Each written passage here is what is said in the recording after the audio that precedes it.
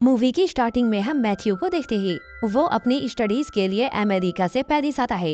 एक दिन मैथ्यू जब मूवी देखने जाता है तब वहाँ वो इसाबेल नाम की एक लड़की से मिलता है। मैथ्यू को देखकर इसाबेल उससे कहती है, मैंने तुम्हें पहले भी देखा है, तुम अक्सर यहाँ मूवी देखने अकेले ही आते हो।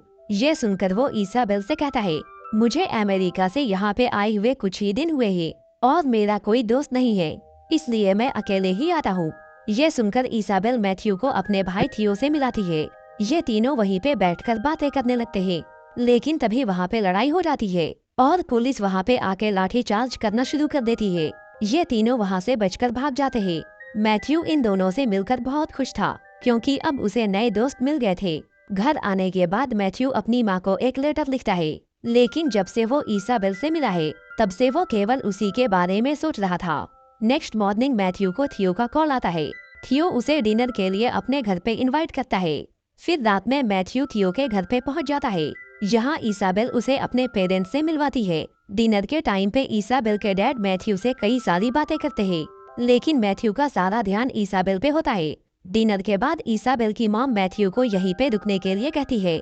नेक्स्ट मॉर्निंग इसाबेल के पेरेंट्स को किसी काम से बाहर जाना होता है, लेकिन जाने से पहले वो घर पे एक चेक छोड़ दे रहे ताकि वो लोग यहाँ पे आराम से एंजॉय कर सके। उनके जाने के बाद मैथ्यू उन दोनों से कहता है, मुझे अब अपने घर जाना चाहिए, लेकिन वो दोनों मैथ्यू को जाने नहीं देते। इसके बाद इसाबेल मैथ्यू को एक किस करती है, साथ ही वो अपने भाई थियो को भी किस करती है और फिर यहाँ से उठकर चली जाती है। ये देखकर मैथ्यू को काफी अजीब लगता है। इसके बाद थियो मैथ्यू को अपना रूम दिखाने ले जाता है। फिर रात में मैथ्यू टॉयलेट से जब अपने रूम आ रहा था तब वो इसाबेल और थियो को देखता है। उन दोनों को देखकर मैथ्यू के होश उड़ जाते हैं, क्योंकि दोनों बेड पर बिना कपड़ों के सोए हुए थे। उन दोनों को ऐसे देखकर मैथ्यू की आंखें फटी की फटी रह जाती है, क्योंकि थियो और इसाबेल भाई बहन होते हैं।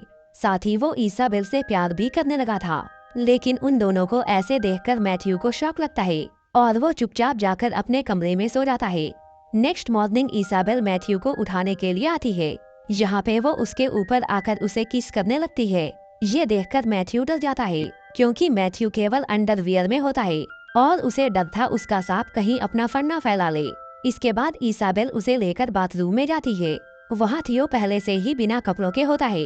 ये देखकर मैथ्यू थियो से कहता है, तुम्हारे सामने तुम्हारी बहन है, तुम उसके सामने बिना कपड़ों के कैसे रह सकते हो।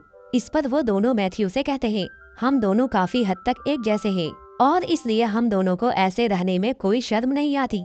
इसके बाद थियो मैथ्यू से कहता है, हमारे पेरेंट्स 1 महीने तक यहाँ पे नहीं आने वाले, इसलिए तुम आराम से यहाँ पे रह सकते हो। चूँकि मैथ्यू इसाबेल को पसंद करता है, इसलिए वो यहाँ पे रुकने के लिए मान जाता है। फिर एक रात ये तीनों एक गेम खेलते हैं। इस गेम में मैथ्यू को उनकी दी गई मूवी का नाम बताना था और अगर मैथ्यू ये गेम हार जाता है तो उसे उनके दिए गए डेयर को पूरा करना होगा। फिर वो दोनों मैथ्यू के सामने एक्टिंग करते हैं और मैथ्यू से मूवी का नाम बताने को कहते हैं। यहाँ पे मैथ्यू ये गेम जीत जाता है। ये देखकर इसाबेल मैथ्यू से कहती है, हमें ऐसे ही किसी इंसान की तलाश थी जिसके साथ ये गेम हम पूरा कर सके। इसके बाद हम इन तीनों को एक आर्ट गैलरी में देखते हैं। यहाँ पे ये लोग रेस लगाते हैं। इंजॉय करने के बाद ये लोग वहाँ से लौट जाते हैं, लेकिन वहाँ से वापस आते समय बारिश होने लगती है और ये तीनों भीग जाते हैं। घर आने के बाद थियो मैथ्यू को अपने कपड़े देता है और वो ड्रिंक लेने के लिए निकल जाता है। यहाँ पे अलमारी से मैथ्यू को इसाबेल की फोटो मिलती है। उस फोटो को मैथ्यू अपने अंडरवियर में छुपा लेता है। फिर जब थियो ड्रिंक लेकर आता है तो तीनों साथ में बैठकर ड्रिंक करने लगते हैं। ड्रिंक करने के बाद तीनों फिर से वही गेम खेलने लगते हैं, लेकिन इस बार थियो को उनकी मूवी का नाम बताना था और थियो ये गेम हार जाता है। इसके बाद इसाबेल थियो को एक डेयर देती है। इस डेयर में थियो को एक फोटो देखकर अपने हथियार को हिलाना था। थियो बिना किसी शर्म के उन दोनों के सामने अपने हथियार को निकाल लेता है और फोटो देखकर उसे हिलाने लगता है। इसाबेल के लिए ये सब तो नॉर्मल था, लेकिन ये देखकर मैथ्यू की फट जाती है। नेक्स्ट डे मैथ्यू थियो से कहता है, मेरी भी बहनें हैं, लेकिन उनके सामने मैंने ऐसा काम कभी नहीं किया है। पता नहीं तुम दोनों एक दूसरे के सामने ये सब कैसे कर लेते हो। ये सुनकर थियो मैथ्यू से कहता है, हम दोनों जुड़वा हैं। जब हम पैदा हुए तो हम दोनों आपस में जुड़े हुए थे। हमारा शरीर अलग है लेकिन हमारा दिमाग एक है और हम एक दूसरे के बिना जिंदा नहीं रह सकते।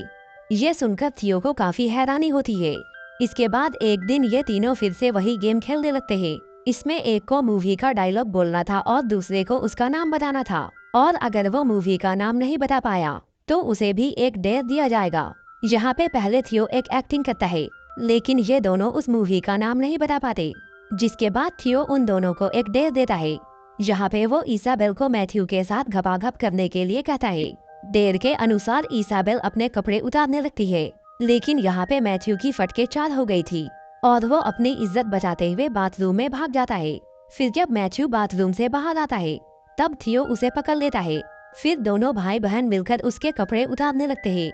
यहाँ पे उनको मैथ्यू के अंडरवियर से इसाबेल की फोटो मिलती है। ये देखकर दोनों हंसने लगते हैं। इसके बाद मैथ्यू और इसाबेल घपाघप कर लेते हैं। यहाँ पे मैथ्यू को मालूम होता है इसाबेल अभी तक वर्जिन है। इसाबेल मैथ्यू को बताती है, हम दोनों एक साथ सोते जरूर हैं, लेकिन हमारे बीच कोई भी फिजिकल रिलेशन नहीं है। इस पर मैथ्यू इसाबेल से कहता है, अगर ये बात तुम्हारे पेरेंट्स जान गए तो फिर क्या होगा? इसाबेल कहती है, ऐसा कभी नहीं होगा, और अगर उन्हें मालूम चल गया तो मैं अपनी जान दे दूंगी। ऐसे ही अय्याशी करते हुए उनके सारे पैसे खत्म हो जाते हैं। इसके बाद इसाबेल घर के राशन से खाना बनाती है, लेकिन उसका बनाया हुआ खाना कोई भी नहीं खाता। पैसे न होने की वजह से अब उन्हें काम भी करना पड़ता है। एक दिन थियो और मैथ्यू एक ही टब में नहा रहे थे, तभी इसाबेल भी वहाँ पे आ जाती है और वो भी उनके साथ नहाने लगती है। इसी बीच इसाबेल मैथ्यू से कहती है, तुम मुझसे प्यार करते हो, ये तुम्हें साबित करना होगा। ये बोलकर वो दोनों मैथ्यू के नीचे वाले बाल को काटने लगते हैं। मैथ्यू को ये सब बिल्कुल भी अच्छा नहीं लगता। वो इन दोनों पर गुस्सा हो जाता है। वो इनसे कहता है, तुम बच्चों जैसी हरकतें क्यों करते हो? यहाँ पे मैथ्यू इसाबेल से कहता है, तुम्हारा आज तक कोई भी बॉयफ्रेंड इसलिए नहीं है क्योंकि तुम अब तक अपने भाई का कहना मानती हो। फिर मैथ्यू के कहने पर इसाबेल उसके साथ डेट पे जाती है और वो उसकी गर्लफ्रेंड भी बन जाती है। दूसरी ओर थियो भी एक लड़की को डेट करने लगता है और वो उसे घर लाकर उसके साथ घपाघप भी करता है। फिर जब मैथ्यू और इसाबेल घर आते हैं तो इसाबेल देखती है थियो किसी और लड़की के साथ सोया हुआ है। ये देखकर इसाबेल को बहुत जलन होती है और वो रोने लगती है। फिर हम थियो और मैथ्यू को साथ में देखते हैं। ये दोनों वाइन पीते हुए बातें कर रहे थे, तभी वहाँ पे इसाबेल पहुँच जाती है। वो उन दोनों को लेकर एक टेंट में जाती है। ये वही जगह होती है जहाँ दोनों भाई बहन बचपन में सोया करते थे। फिर ये तीनों वहाँ पे बिना कपड़ों के ही सो जाते हैं। नेक्स्ट मॉर्निंग उनके पेरेंट्स घर पे पहुँच जाते हैं और वो उन तीनों को बिना कपड़ों के देख लेते हैं।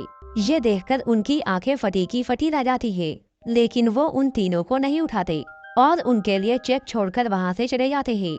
फिर जब इसाबेल सोकर उठती है तो उसे वहाँ पे चेक मिलता है। चेक देखकर वो सब कुछ समझ जाती है। वो समझ जाती है उसके पेरेंट्स सब कुछ जान गए हैं। इसके बाद वो अपनी जान देने का फैसला करती है और गैस पाइप लेकर सो जाती है। लेकिन उस जगह पे रिवॉल्यूशन चल रहा था और इस वजह से एक पत्थर खिड़की तोड़ते हुए घर के अंदर आ जाता है। पत्थर की आवाज सुनकर ये दोनों भी जाग जाते हैं। इसके बाद ये तीनों भी रिवॉल्यूशन में शामिल हो जाते हैं। यहाँ पे थियो सबसे आगे पहुँच जाता है और पुलिस वालों पर पत्थर फेंकना शुरू कर देता है। यहाँ पे मैथ्यू थियो को काफी समझाता है, लेकिन थियो मैथ्यू की बातों को इग्नोर कर देता है। इसाबेल भी थियो का साथ देने लगती है और दोनों भाई बहन वहाँ से चले जाते हैं। चूँकि मैथ्यू उन दोनों का साथ नहीं दे सकता, इसलिए वो वहाँ से लौट जाता है। इसके बाद पुलिस सब पे लाठी चलाना शुरू कर देती है, जिसकी वजह से वहाँ पे भगदड़ मच जाती है और यहीं ये मूवी खत्म हो जाती है।